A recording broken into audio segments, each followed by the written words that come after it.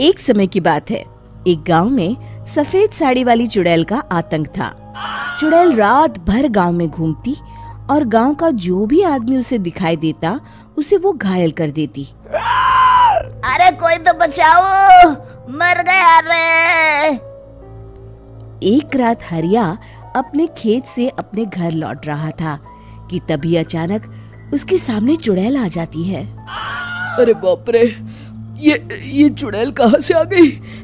आज तो मैं गया काम से।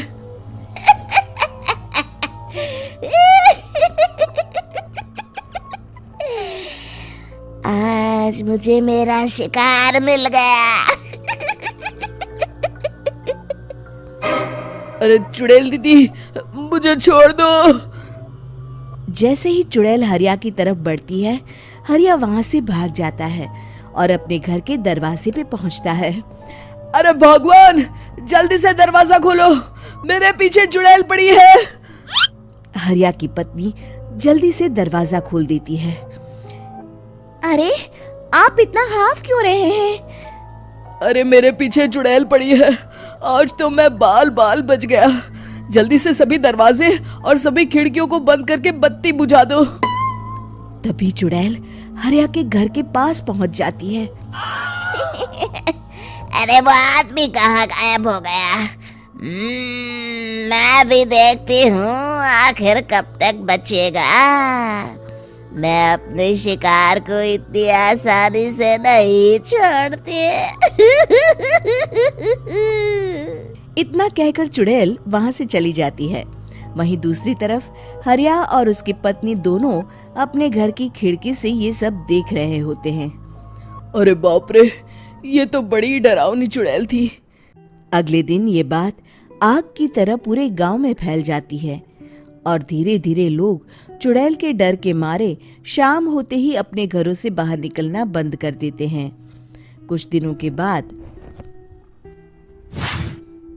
भाई, मैंने तो इस चुड़ैल के डर के मारे रात को अपने खेतों को पानी देना बंद कर दिया है।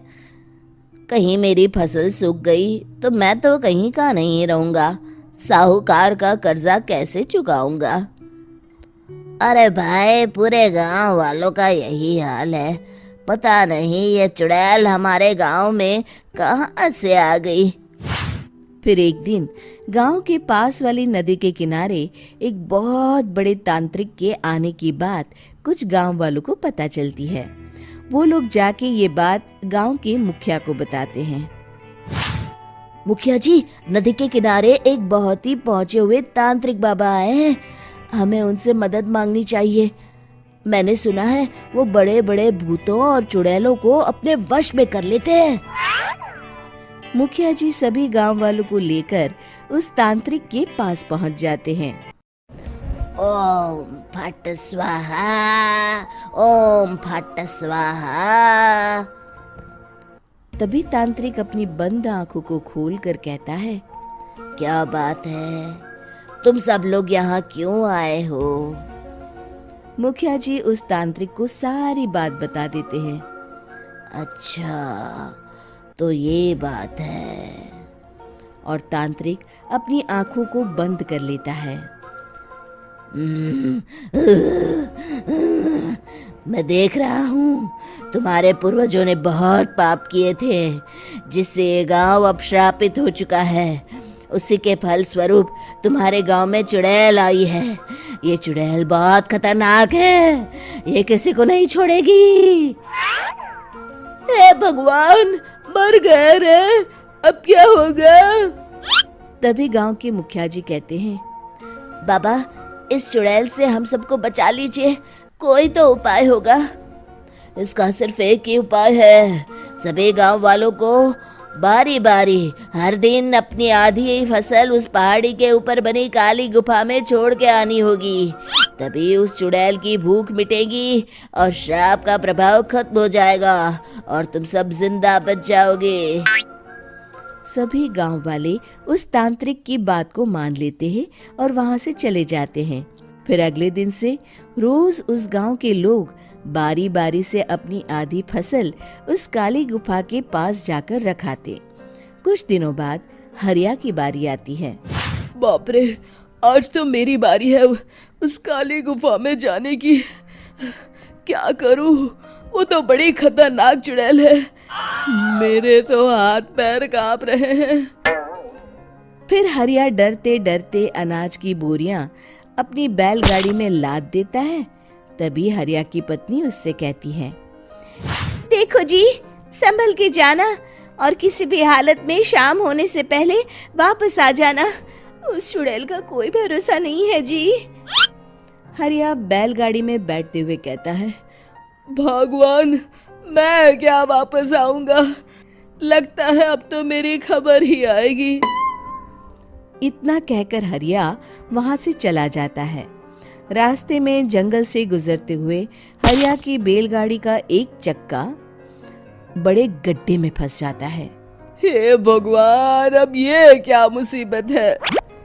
हरिया नीचे उतर के पूरी ताकत से अपनी बैलगाड़ी को गड्ढे से निकालने की कोशिश करता है। बहुत देर मेहनत करने के बाद हरिया की बैलगाड़ी उस गड्ढे से बाहर निकल जाती है। हे भगवान, अब तो शाम होने वाली है। आज तो मैं गया काम से। जैसे तैसे हरिया काली गुफा में पहुंच जाता है। अरे मर गया रे, यहाँ तो चारों तरफ डरावना माहौल है। मैंने यहाँ आने में बहुत देर कर दी, कहीं चुड़ैल नाराज ना हो जाए। हरिया अनाज की बोरियां वहां रख के जैसे ही जाने लगता है, तभी उसे किसी के आने की आवाज सुनाई देती है। हरिया एक कोने में छुपकर अंदर देखने लगता है। चुड़ैल वहां आती है और फिर अपने चेहरे से नकली चुड़ैल का मुखौटा निकाल देती है। हरिया ये देख के हक्का बक्का रह जाता है। तभी चुड़ैल कहती है, भैया यहाँ आना। आज तो बहुत अनाज आया है, इसे मिलाकर अब हमारे पास ढेर सारा अनाज जमा हो गया है। कल ही हम इसे शहर में बेच आएंगे और माला माल हो जाएंगे। तभी अंदर से नदी के किनारे वाला तांत्रिक बाहर आता है। अरे, ये तो तांत्रिक बाबा है। हाँ, अब तो हम दोनों की जिंदगी मजे में कटेगी। गांव वालों को बेवकूफ बनाना इतना भी मुश्किल नहीं था। लोग तो तुम्हें सच में असली चुड़ैल समझते हैं। हाँ, तुमने सही कहा। अब ये गांव वाले चुड़ैल के डर से जिंदगी भर इस काली गुफा में अनाज पहुंचाते रहेंगे। अच्छा, तो ये बात है। ये दोनों पूरे गांव वालों को बेवकूफ बना रहे हैं। अभी जाकर सबको बताता हूँ। हरिया उन दोनों की पूरी बातें सुन लेता है और जल्दी से वापस गांव में आता है। गांव वालों को पूरी बात बता देता है। इससे पहले वो दोनों हमारा अनाज लेकर शहर जाए, हमें उन दोनों को पकड़ना होगा।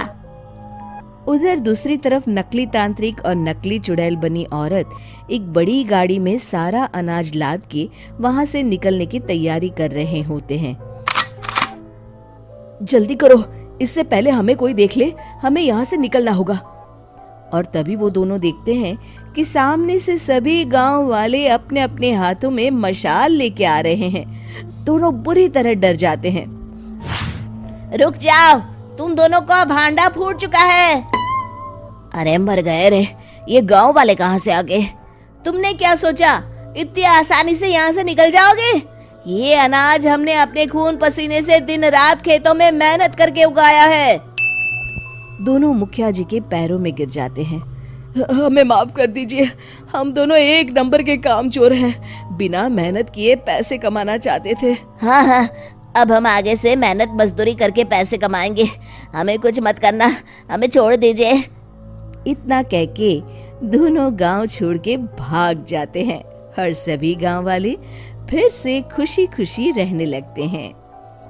शिक्षा, तभी तो कहते हैं कि किसी भी समस्या का समाधान केवल सूझबूझ से ही करना चाहिए और कभी हिम्मत नहीं हारनी चाहिए।